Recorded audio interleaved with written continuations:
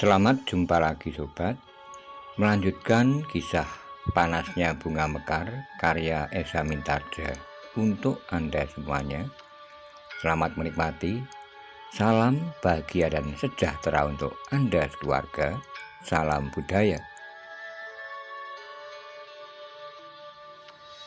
Pada episode sebelumnya dikisahkan pertempuran di halaman Padepokan itu antara para cantrik Maisa Bungalan melawan para penyerbu dari luar padepokan itu tiba-tiba berhenti karena Maisa Bungalan mengenali salah satu orang yang menyerbu itu, yaitu Ki Selobojro.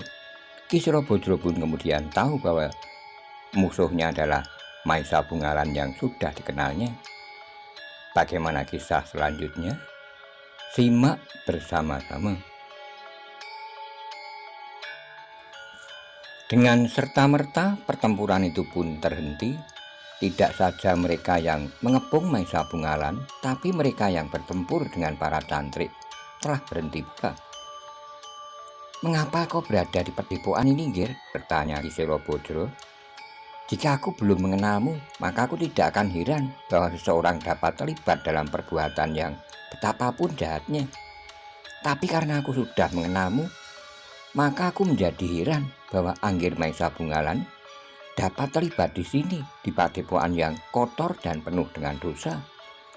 "Siapa yang mengatakannya, Yai?" bertanya Maisa Bungalan. "Aku justru yang bertanya, mengapa Kiai terlibat dalam tindakan yang sama sekali tidak dilandasi oleh peradaban yang betapapun sederhananya? Apakah kau sudah jatuh ke dalam lembah yang hitam, atau justru karena kau tidak mengetahui apa yang telah terjadi?" bertanya Ki Selobojro. Maisa Bungalan termangu-mangu sejenak. Namun kemudian ia pun bertanya, "Apakah yang Kiai maksud?" "Ki Kasang Jati, orang yang sebelumnya sangat kami takuti dan kami hormati, meskipun kami tahu betapa dendam menyala di hatinya terhadap Ki Dukut Pakering, ternyata adalah orang yang sama sekali tidak dilandasi oleh sifat-sifat kemanusiaan yang wajar." "Kenapa?" bertanya Maisa Bungalan. Namun dalam pada itu, sebelum Ki Selobojro menjawab, terdengar Ki Dukut berteriak, "Mengapa kalian berhenti? Tangkap semua orang di padepokan ini. Aku akan menangkap orang yang dianggap gegeduk ini." "Kami tidak mempunyai waktu, Gir," bertanya Ki Selobojro. "Jika Anggir memang tidak ingin terlibat lebih jauh, aku mohon Anggir meninggalkan tempat ini. Sebab jika Ki Dukut telah menguasai Ki Kasang Jati, maka akan datang waktunya kau harus melawannya." Ki Selobojro, berkata Maisa Bungalan, "Seandainya demikian, aku tidak pernah merasa gentar menghadapi Ki Dukut Pakering. Meskipun aku tahu bahwa ia adalah orang yang pilih tanding. Tapi coba katakan, Kiai, kenapa Kiai berada di pihaknya? Apakah Kiai tidak tahu sama sekali apa yang telah terjadi di Kediri? Kematian muridnya, Pangeran Kudo Rukmosanti?" bertanya Ki Selobojro. "Jadi Kiai tahu? Dan apakah Kiai juga tahu siapa yang membunuhnya dan apa sebabnya?" bertanya Maisa Bungalan. "Tentu sekelompok orang yang dipimpin oleh Ki Kasang Jati, yang ditangisi oleh adik seperguruannya, karena Pangeran Kudo Padmodoto tidak lagi dapat menganggap anak perempuan saudara seperguruan Ki Kasang Jati itu sebagai istrinya. Ketamaan itulah yang telah mendorongnya melakukan perbuatan melampaui batas kewajaran, karena persoalannya sebenarnya bukan menilai dengan pembunuhan yang kemudian dilakukannya," berkata Ki Selobojro. Dada Maisa Bungalan tergetar mendengar jawaban Ki Selobojro. Katanya, "Bukan aku yang salah pilih, Kiai, tapi Kiai dan barangkali kawan-kawan Kiai yang membunuh Pangeran Kudo Rukmosanti adalah dirinya sendiri, perbuatannya sendiri, meskipun aku adalah lantarannya, hingga kepalanya telah membentur ompak batu. Jadi Angger Maisa Bungalan yang telah membunuhnya? Bertanya Ki Selobodro. Ya, dan aku tahu pasti persoalannya, karena yang aku lakukan justru demi keselamatan kakak kandungnya, Pangeran Kudo Padmodoto, jawab Maisa Bungalan. Bohong, tiba-tiba Ki Dukut berteriak. Jangan dengar kata-katanya, orang itu terlibat terlalu jauh dalam pembunuhan itu. Memang aku yang membunuhnya, sahut Maisa Bungalan. Lalu, Ki Selobodro, jika kau tidak percaya, maka kau dapat bertanya pada Pangeran Kudo Padmodoto sendiri. Seorang pangeran yang hampir saja menjadi korban ketamaan gurunya sendiri. Bohong, bohong, teriak Ki Dukut. Namun Ki Dukut tidak dapat mencegah Maisa Bungalan berkata selanjutnya. Apalagi ketika Ki Kasang Jati justru menekannya semakin berat sambil berkata, teruskan Ger, biarlah semua orang mendengarnya. Wastu, berhentilah sebentar, biarlah lawan-lawanmu mendengar penjelasan Angger Maisa Bungalan. Bohong, jangan percaya perbuatan licik semacam ini. Memang sudah aku duga sebelumnya, teriak Ki Dukut. Aku berkata sebenarnya, jawab Maisa Bungalan. Sekarang Pangeran Kudo Padmodoto masih hidup dalam keadaan segar bugar. Kalian dapat menemuinya dan bertanya apakah yang pernah terjadi atasnya, di istananya dan atas orang-orang yang paling dekat dengan dirinya. Omong kosong, Ki Dukut masih saja berteriak.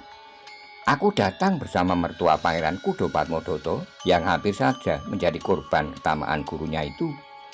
Ki Dukut Pakering bergetar semakin keras, bukan saja karena ia harus mengerahkan segenap kemampuannya melawan musuh bebuyutan, tapi kata-kata Maisa Bungalan itu benar-benar telah mempengaruhi orang-orang yang datang bersamanya.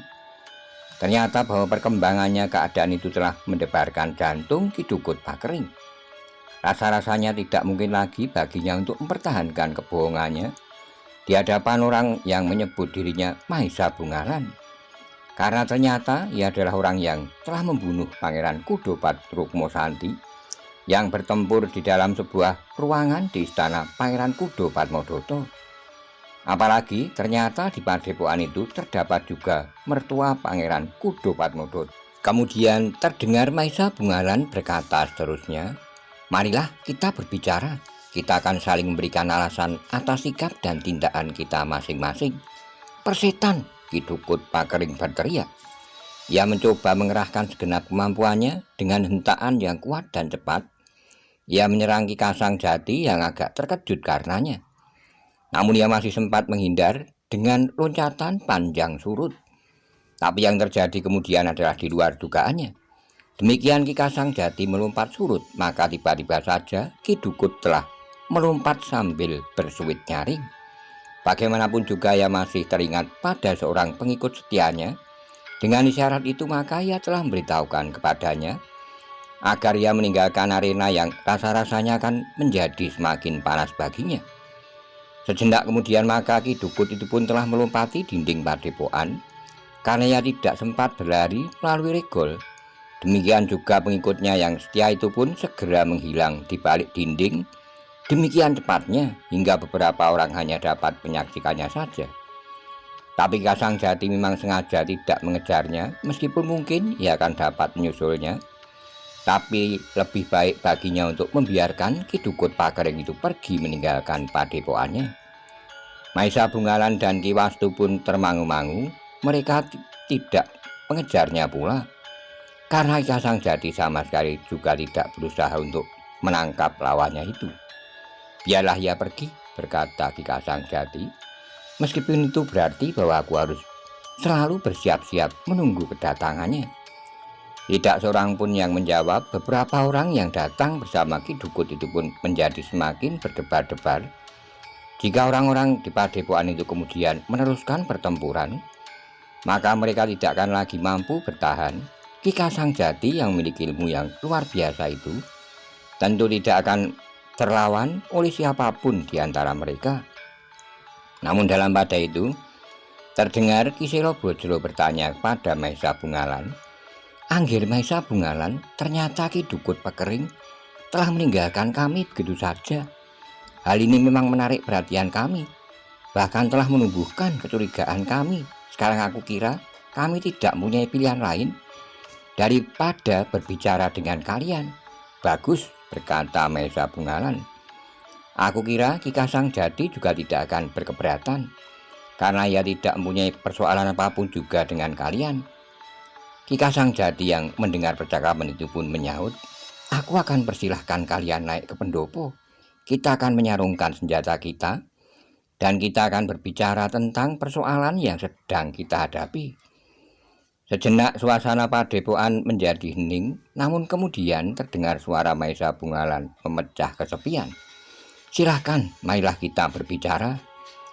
Orang-orang yang menggenggam senjata itu termangu-mangu sejenak, namun kemudian mereka menyarungkan senjata mereka, seperti yang dikatakan oleh Ki Kasang Jati. Meskipun dengan ragu-ragu, namun mereka pun kemudian naik ke pendopo. Meski demikian masih ada juga kecurigaan di antara mereka. Tanpa diatur, mereka telah duduk pada pihak mereka masing-masing. Ki Kasang Jati yang agaknya telah dapat menduga apa yang terjadi dengan orang-orang yang telah membantu Ki Dukut Pakering itu pun kemudian berkata, Kisanak, agaknya kita telah terdorong ke dalam satu perbuatan yang tidak kita inginkan. Aku yakin bahwa Kisanak semuanya tidak akan bermaksud buruk dalam tindakan yang kalian lakukan ini. Tapi sayang bahwa kalian telah terperosok ke dalam kelicikan sikap Ki Dukut Pakering. Apa yang sebenarnya terjadi? Bertanya seseorang yang bertubuh tinggi. Seperti yang sudah dikatakan oleh Anggir Maesa Bungalan, jawab Ki Kasang Jati. Siapakah Maesa Bungalan itu? Orang itu bertanya pula. Inilah orangnya, jawab Ki Kasang Jati sambil menunjuk Maesa Bungalan. Ia adalah orang yang paling tahu tentang peristiwa yang terjadi di istana Pangeran Kudo Padmodoto. Dan orang yang di sebelahnya adalah Ki Wastu, mertua Pangeran Kudo Padmodoto, yang dikatakan oleh Ki Dukut seolah-olah ia telah merencanakan perbuatan keji terhadap Pangeran Kudo Padmodoto dengan bantuanku. Apakah kalian tidak melakukannya? Orang bertubuh tinggi itu mendesak. Jangan bernada mengadili kami, sahut Maesa Bungalan. Kalian harus mendengar kebenaran dari peristiwa itu, tapi jangan bersikap seperti seolah-olah kalian berhak berbuat demikian terhadap kami. Orang bertubuh tinggi itu mengerutkan keningnya. Dipandanginya Maesa Bungalan dengan tatapan mata yang tegang. Kata-kata Maesa Bungalan terasa menyinggung perasaannya. Maesa Bungalan, berkata orang itu, kami datang untuk menghukum kalian. Kau, Ki Kasang Jati, dan orang yang sebenarnya kami cari adalah Ki Wastu, mertua dari Pangeran Kudo Padmodoto. Karena itu, maka untuk mengurungkan niat kami, kalian harus dapat memberikan bukti-bukti bahwa kalian memang tidak bersalah. Jika dengan demikian kami telah mengadili kalian, maka sebenarnya lah kami ingin melakukannya sekarang. Baru jika ternyata kalian memang tidak bersalah, maka tidak akan melanjutkan niat kami menghukum kalian. Jantung Maesa Bungalan bergetar semakin cepat. Tiba-tiba saja darah mudanya bergejolak, hingga ia pun menjawab, jika kalian memang datang untuk menghukum kami, lakukanlah. Baru kemudian setelah kami meyakinkan kalian bahwa kalian tidak akan dapat berbuat demikian, baru kau akan berbicara seperti seorang senopati di hadapan prajurit-prajurit yang telah ditaklukkan. Persetan, geram orang bertubuh tinggi itu. Apakah kalian akan mencoba? Bertanya Maesa Bungalan. Wajah-wajah itu pun menjadi tegang, namun tantangan Maesa Bungalan itu benar-benar telah mendebarkan jantung. Di antara mereka tidak ada lagi orang yang akan mampu mengimbangi Ki Kasang Jati. Meskipun seandainya ada di antara mereka atau beberapa orang bersama-sama dapat melawan Maesa Bungalan. Namun dalam pada itu Ki Kasang Jati berkata, aku kira itu tidak perlu sama sekali. Baiklah kita mulai mengurai segala peristiwa yang pernah terjadi. Dengan demikian barulah kita akan mengambil kesimpulan dan sikap. Jika setelah kami menceritakan segala yang kami ketahui dan kalian menilainya, barulah kita akan menentukan apakah kalian tetap pada pendirian untuk menghukum kami atau kalian akan. Ki Wastu menarik napas dalam-dalam. Dengan nada datar ia berkata, memang sebaiknya kita melihat peristiwa yang telah terjadi. Aku adalah orang tua perempuan yang telah menjadi istri Pangeran Kudo Patmodoto, yang tentu telah dihasut oleh Ki Dukut Pakering, yang gagak disebutnya kuntul dan yang kuntul disebutnya gagak. Karena itu agak tidak seperti timbangan yang berat sebelah. Maka jika kalian telah mendengar satu cerita dari Ki Dukut, dengarkanlah kini cerita lain dalam sentuhan yang sama. Orang-orang yang berada di pendopo itu mengangguk, meskipun orang bertubuh tinggi itu masih nampak tegang, namun ia tidak menyaut lagi. Ki Selobodro yang kemudian berkata, "Silahkan, kami memang ingin mendengar cerita dari pihak yang lain." Ki Kasangjati mengangguk-angguk sambil menjawab, "Demikianlah, kalian tentu saja sudah cukup mempunyai pengalaman, sehingga akan dapat menimbang baik dan buruk. Biarlah Anggir Maesa Bungalan sajalah yang menceritakan apa yang diketahuinya sejak awal sampai ia berada di padepokan ini." "Silahkan, Ger," desis Ki Selobodro. "Aku masih mempunyai kepercayaan kepadamu." Orang bertubuh tinggi di antara kawan-kawan Ki Dukut itu mengerutkan keningnya. Sekilas ia memandang wajah Ki Selobodro. Kemudian ia pun memandangi wajah Maesa Bungalan yang tegang. Sejenak kemudian Maesa Bungalan segera mencerita tentang segala peristiwa yang berhubungan dengan Pangeran Kudo Patmodoto yang diketahuinya. Sejak tanpa sengaja ia telah terlibat langsung sampai akhirnya ia telah melibatkan pula paman-pamannya dan bahkan telah menitipkan anak perempuan Ki Wastu itu ke dalam lingkungan istana Singosari. Orang-orang yang duduk di pendopo itu mendengarkan cerita Maesa Bungalan dengan hati yang bergejolak. Kadang-kadang tegang, kadang-kadang haru, namun kadang-kadang mereka telah merasa tersinggung pula. "Gila," geram salah seorang dari mereka. "Kita sudah ditipu oleh Ki Dukut." Namun orang yang bertubuh tinggi itu pun berdesis, "Apakah kalian percaya pada cerita anak muda ini?" "Aku percaya," Ki Selobodro lah yang menjawab. "Aku masih mempercayainya seperti yang sudah aku katakan."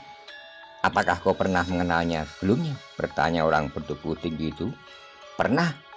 Ia pernah tinggal di padepokanku meskipun tidak terlalu lama," jawab Ki Selobodro.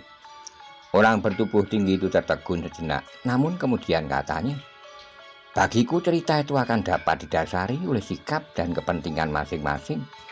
Lebih baik jika kita mendengar cerita dari kedua belah pihak pada saat yang bersamaan. Maksudku kedua belah pihak berada di satu lingkaran pertemuan. Baru kita mendengar cerita itu secara adil." "Jangan bodoh," sahut seorang yang bertubuh gemuk. "Dengan demikian yang ada bukannya sebuah pembicaraan, tapi tentu sebuah perkelahian." Orang bertubuh tinggi itu menjadi tegang, tapi ia tidak menyaut lagi. "Begitulah Kisanak," berkata Ki Kasangjati. "Kalian sudah mendengar apa yang kami ketahui tentang peristiwa yang kalian dengar pula dari Ki Dukut, tapi dengan urutan kejadian dan dasar berpijak yang berbeda. Terserah pada kalian. Sebagian dari kalian telah menyatakan percaya kepada cerita Anggir Maesa Bungalan, sementara ada yang bersikap lain. Kami tidak akan dapat memaksa. Terserahlah, dan terserah pula sikap apa yang akan kami ambil. Kami akan melayani dengan senang hati yang percaya atau yang tidak percaya kepada cerita itu." Suasana telah menegang, meskipun kata-kata Ki Kasangjati itu diucapkan dengan ramah tamah dan senyum, tapi tantangan bagi mereka yang masih berkeras hati untuk menganggap padepokan kecil itu telah melakukan banyak kesalahan benar-benar telah mendebarkan. Namun suasana itu pun kemudian telah dipecahkan dengan desah Ki Selobodro, "Kita telah tertipu." Beberapa orang lainnya pun menarik napas dalam-dalam pula.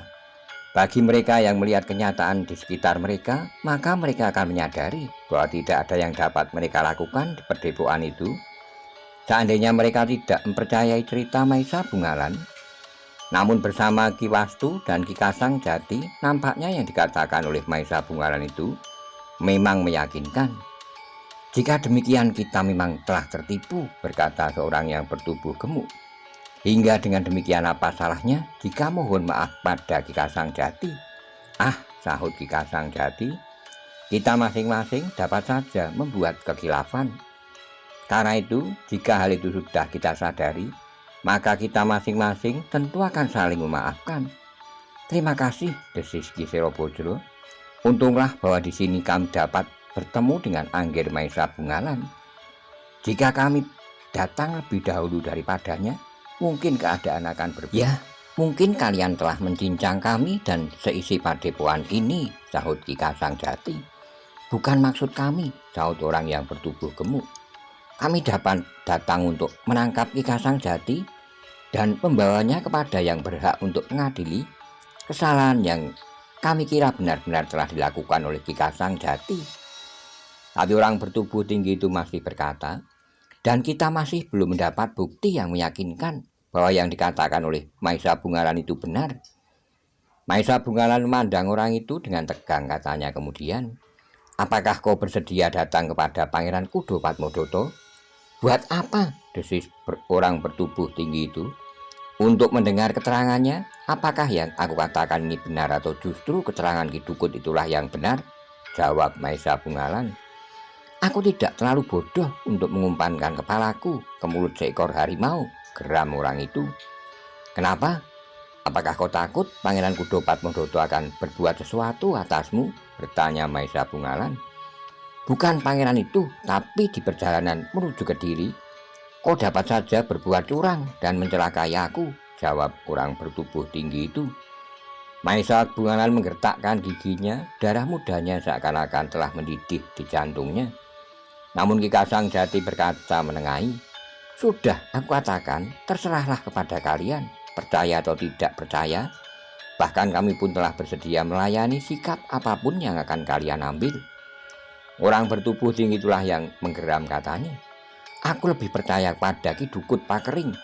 Ia adalah guru Pangeran Kudo Patmodoto dan yang dikatakannya pun lebih wajar dari cerita Maesa Bungalan yang seolah-olah dapat berbuat apa saja melampaui kewajaran orang lain. Aku tidak percaya bahwa Ki Dukut akan sampai hati mengorbankan muridnya. Yang lebih masuk akal bagiku adalah niat buruk Ki Wastu karena anak perempuannya tidak lagi dikehendaki oleh Pangeran Kudo Patmodoto dan ditinggalkannya di pedukuhan terpencil dari kota raja. Tapi bahwa kemudian dengan bantuan Ki Kasang Jati telah berbuat huru hara itulah yang memang pantas untuk dihukum. Kau ternyata seorang yang teguh hati, sahut Ki Kasang Jati mendahului Maesa Bungalan yang telah bergeser tapak. Aku menghargai sikapmu, tapi bahwa kau telah mengeraskan hati pada kekeliruan itulah pantas disesalkan. Namun demikian, aku tidak keberatan atas sikapmu. Pada suatu saat kau akan melihat kebenarannya. Bukan keras hati, potong Maesa Bungalan, tapi keras kepala. Jika kau yakin akan tanggapanmu atas segala peristiwa itu, apa yang akan kau lakukan? Tidak ada, jawab orang bertubuh tinggi itu. Karena aku hanya seorang diri. Gila, geram Maesa Bungalan. Yang bercerita tentang peristiwa yang tidak kau percaya itu pun hanya aku seorang diri. Wajah orang bertubuh tinggi itu menegang, namun kemudian dengan geram ia berkata, kau akan bersikap seperti seorang laki-laki? Aku sudah bersikap seperti seorang laki-laki. Justru aku bertempur berhadapan dengan 2-3 orang sekaligus. Nah, apakah kau akan bersikap jantan pula? Maesa Bungalan sudah selalu sulit mengendalikan. Ki Kasang Jati menarik napas dalam-dalam, namun ia berkata, persoalannya harus dibatasi, tapi sebenarnya kita tidak akan memaksa kalian untuk percaya. Aku harus meyakinkan apakah orang yang bernama Maesa Bungalan dan mengaku dapat membebaskan anak perempuan Ki Wastu benar-benar seorang laki-laki atau hanya seorang pemimpin. Maesa Bungalan menggeram, agaknya orang bertubuh tinggi itu tidak percayakan kemampuannya. Apakah ia tidak berada di arena pertempuran melawan para cantrik Putut dan aku sendiri? Bertanya Maesa Bungalan dalam hatinya. Namun agaknya sikap itu menunjukkan bahwa ia benar-benar ingin mengetahui tataran kemampuan Maesa Bungalan yang sebenarnya. Apakah yang sebenarnya kau kehendaki? Tiba-tiba saja Maesa Bungalan bertanya. Orang bertubuh tinggi itu menggeram, dipandanginya Ki Kasang Jati dan Ki Wastu sejenak.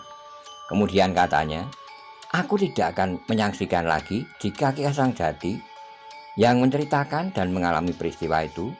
Mungkin hal itu juga dapat dilakukan oleh Ki Wastu, saudara seburuan Ki Kasang Jati, tapi tidak oleh seorang anak muda yang bernama Maisa Bungalan yang memang pernah aku dengar berada di Padepokan Kenanga. Maisa Bungalan menggertakkan giginya, katanya dengan suara bergetar, "Kau siapa? Ternyata kau pernah mendengar namaku sebelumnya.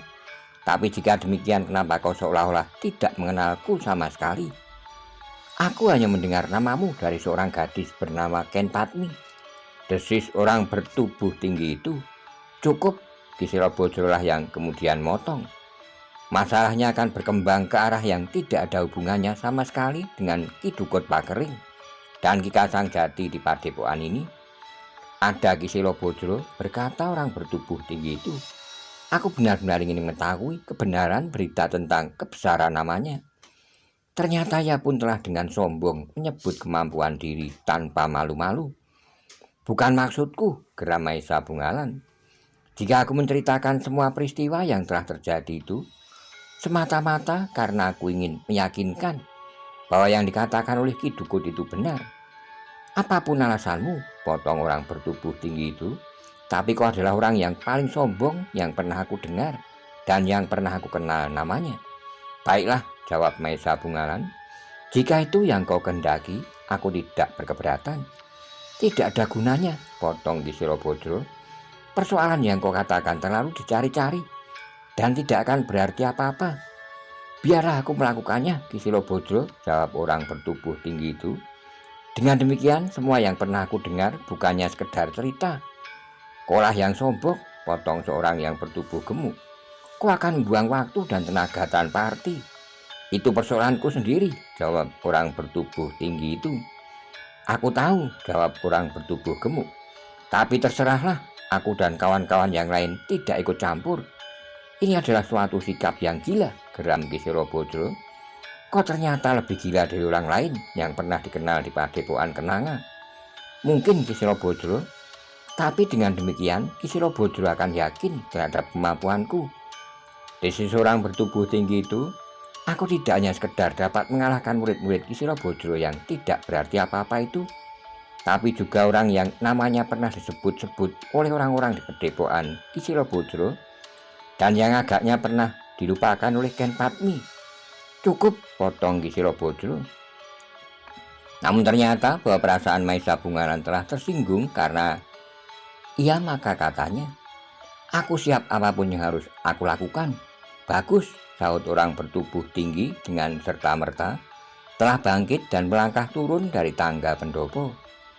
Maisa Bungalan menarik napas dalam-dalam, kemudian katanya kepada Ki Wastu dan Ki Kasang Jati, "Maaf, agaknya aku telah terseret dalam satu persoalan yang kurang aku mengerti, tapi biarlah aku melayaninya." Ki Wastu menarik napas dalam-dalam, kemudian sambil menepuk bahu Maisa Bungalan, ia berkata, "Berhati-hatilah, tanpa bekal apapun. Ia tidak akan berbuat demikian. Aku melihat betapa ia memiliki kemampuan dalam pertempuran melawan salah seorang putut terpercaya dari Padepokan ini." Maisa Bungalan menarik napas dalam-dalam. Ternyata orang bertubuh tinggi itu telah bertempur melawan seorang putut dari Padepokan Ki Kasang Jati di lingkaran pertempuran yang terpisah di arena pertempuran Maisa Bungalan. Sejenak kemudian Maisa Bungalan pun telah bangkit pula, diikuti beberapa orang yang lain. Sementara Ki Silobodro mendekatinya sambil bergumam, "Buatlah ia jera, tapi aku mohon baginya agar kesombongannya diampuni." Maisa Bungalan menarik napas dalam-dalam. Ketika ia berpaling memandang wajah Ki Silobodro, terbayang kecemasan yang sangat pada sorot matanya. Tanpa menjawab sama sekali, Maisa Bungalan kemudian turun pula ke halaman, diikuti oleh beberapa orang yang memasuki padepokan itu bersama Ki Dukut serta kedua orang putut terpercaya dari padepokan itu. Para cantrik ternyata beringsut pula mendekati, berdiri pada sebuah lingkaran yang memagari Maisa Bungalan dan orang yang bertubuh tinggi.